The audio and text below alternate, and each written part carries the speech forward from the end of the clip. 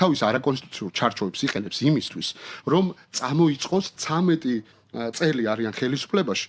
საერთოდ არ ულაპარაკიათ გამოძიებაზე, არაფერი გაუკეთებიათ და მაშინ, როდესაც ახალგაზრდები ცემეს რუსთაველის გამზირზე, მაშინ, როდესაც დააკავეს ათობით ადამიანი, ლევან ხაბეიშვილს ფიზიკურად გაუსწორდნენ, აი ეს არის ქართული ოცნების სახე. აი ამას აკეთებდით თქვენ გასული წლის გაზაფხულს და მათ შორის ხო არ დაგავიწყდათ როგორ ქვეყანაში ლევანი რომ წავიდეს ახლა ამერიკაში და სპეციალიზაციებს შეუვარდეს როგორც გამოუშვებენ ერთი წუთით დავარცხნილ დაბანილ გაპარსულ თქვენი წითელი ტერორი მათ შორის ჩემმა ოჯახმა იწვნია, როდესაც დილის 5 საათზე მამაჩემს ურეკავდნენ კონკრეტული ნომერი ბრიფინგი ჩავატარე და მოვითხოვე გამოძიება. რა თქმა უნდა, არავინ არაფერს არ გამოიძიებს, იმიტომ რომ თქვენი პოლიტიკური ჯგუფი აკეთებდა მაგას და ადამიანმა 82 წლის კაცმა ინსულტი მიიღო.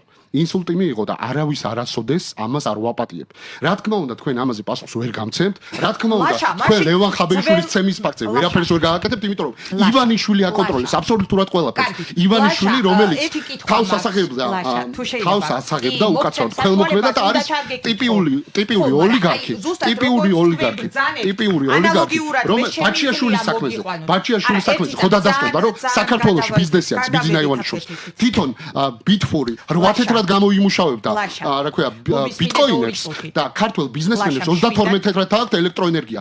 თქვენი მმართველობის დროს ორჯერ გაიზარდა ელექტროენერგიის ფასი. თქვენი პარტიის ბევრი წარმომადგენელი სარგებლობს აწარმოებს საქართველოს და სხვა სახელმწიფო პროგრამებს. თქვენი მეზობლად მეგობარი აღარ დამჭა, ყველა ემიგრაციაშია წასული. იცით რატო? აბრეშუმის გზაზე რო საუბრობთ. წლებია უკვე ვერ დაასრულა ჩქაროსნული მაგისტრალი. რიკოც აი დღეს სატვირთოები არიან გაჩერებულები. იცით რატო? იმიტომ რომ ხევის მონაკვეთი კიდე არ არის დასრულებული და 22 საათს ელოდებიან, რომ დაიცნან სატვირთოები. ამ დროს თქვენი ხელისუფლება საუბრობს აბრეშუმის გზის განვითარებაზე. ამ დროს ანაკლის გარმაწყლოვანი თქვენ გააჩერეთ. იძახით რომ ფოთში დაღრმავებას გააკეთებთ.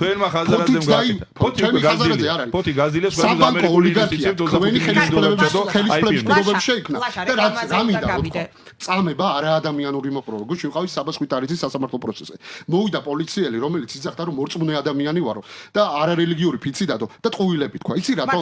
მათთვის კანონი, წესრიგი და მათ შორის ღირსება მხოლოდ სიტყვებია და ტყუილებს იძახდა. ამ დროს საბას ხვიტარიძეს გაუპატიურებით ემუქრებოდნენ. ამ დროს საბას ხვიტარიძეს თბილისის პოლიციის თავსამართლოში და მე მოგიყვართ ადამიანებს, რომლებიც იტყვიან რომ ხელისუფლების ადამიანობა რო იყოს, სტანდარტი რო იყოს, თქვენ პირადად დაინტერესდებოდით, თქვენ პირადად დაინტერესდებოდით საბას ხვიტარიძესთან.